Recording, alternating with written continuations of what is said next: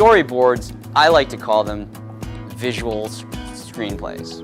This is one tool. Some people like to use it, you don't have to. I like them because it makes me think, it helps me organize shots. And filmmaking, even though we've got, you know, we can shoot a film on this thing, it's still a team effort. You can't shoot a movie by yourself very well. You can if you want, but when, hi, I'm Spring, how are you doing? Well, I don't like you. You know, you need many actors, right? You need at least someone else to set your, you know, the more people you have, the easier it can be to make a film. So I'm not going to talk too much about the financing, but when you get a screenplay, you can move into pre-production. Pre-production is, you know, what does pre mean? Before production. What is production? Generally, production is when you start shooting something. But there's a lot of prep that goes into something before. Now I'm going to walk you through some of the stuff we did. But I'll say this, before we even shot a single frame, we met for weeks on end figuring out this thing that we're going to shoot. This was just one process.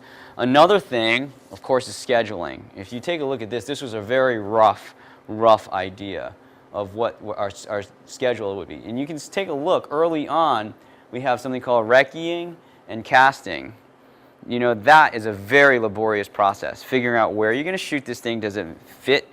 How much is it going to cost to shoot in these locations? Is it legal? Will we get arrested? Will we get kicked out? So many of these logistics. If you want to keep your budget down, you got to keep your shoot dates tight. You can't say, oh, maybe we'll shoot here this day. No, you have to because you're renting vehicles, you're paying actors. All that adds up. It's even guerrilla filmmaking. You know, you pay something for some of these people, you know. I'm saying low budget, I'm saying not no budget. You still need to pay people things. So casting takes a lot. It's really laborious to find the right cast, the right sets, the right location. That is a huge part of it. And then if you look on the 26, I think that's critical. I didn't study acting, I didn't study filmmaking. I was a computer scientist. I learned filmmaking by working with people and just absorbing it. One thing I started learning recently is more about acting. I'm a horrible actor, but I learn it because I think it helps the craft of directing and filmmaking. If you have a chance, I highly recommend, if you want to make films, go spend some time acting. Not because you want to act, because it really, the primary thing people watch movies for are the characters. And if you don't know, if you know how to set up your lenses beautifully, you know about the screenplay, but you don't know how to get your actors to emote the scene, you're missing a huge part of your palette. And I was missing that. I still am. I could be a better person with acting, but the rehearsal is key. Spending time with your actors and making sure they understand the scenes and who their characters are and what the story means and so on, that is so important. So many productions, especially low-budget ones, don't do that, and that's a huge difference. So if you can get good actors, they hit their mark, you know, where they stand, they get their lines, and now you can worry about the craft of it as opposed to just getting the scenes done. So this enormous amount of planning, even when you have low-budget cameras, you should still do this. It doesn't matter that now I have all these lenses, but if I'm not thinking it through, your 2-day shoot could become a week shoot if you don't think about these things. So this is an important part. Anyone recognize what this might be? This is another way to organize your shots. It's basically a camera or lighting plan. You can just look at a scene. If you look at the bottom, you see tracks there, head, tail. That was the cinematographer saying, I would like to get the beginning of the scene on this track and the end of the scene on this track. And then you can see there's kind of like positions for where the camera is. You know, I heard you guys talking about, well, I'd like a camera here. I think Sarah mentioned, I want a camera here and a camera there because I don't want to move the camera all over the place.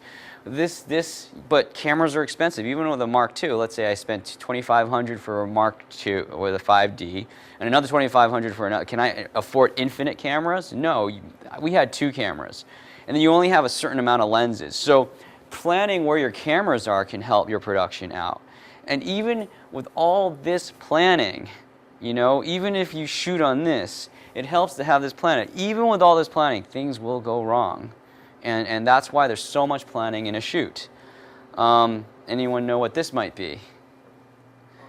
This was our call sheet, yes. What is a call sheet? This is critical stuff, and it takes hours to plan this stuff out. You basically go through what your next day looks like the day before, or even worse, while at the end of the day when you're exhausted, you still got to think about tomorrow, what are we going to do?